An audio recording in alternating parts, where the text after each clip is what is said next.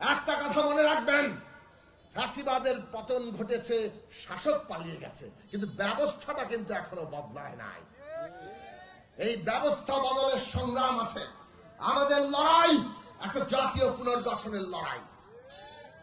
এই পুনর্গঠন শেষ না হওয়া পর্যন্ত আগামী নির্বাচন, সংবিধান সংস্কার পরিষদ, সেইখানে সংবিধানের বদল এবং বাংলাদেশের প্রত্যেকটি প্রতিষ্ঠান যাকে গণতান্ত্রিক করা হবে, জবাবদিহিমূলক করা হবে, সেইগুলোকে বাস্তবায়ন করতে হবে।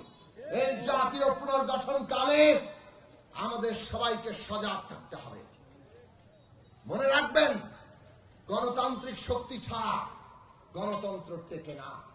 যত ভালো কথা আমরা সংবিধানে লিখে দেই না কেন, ওটা যদি একটা ডাকাতের হাতে দেওয়া হয়, ডাকাত ফাঁক ফোকর দিয়ে ঠিকই তার ডাকাতি করে নেবে।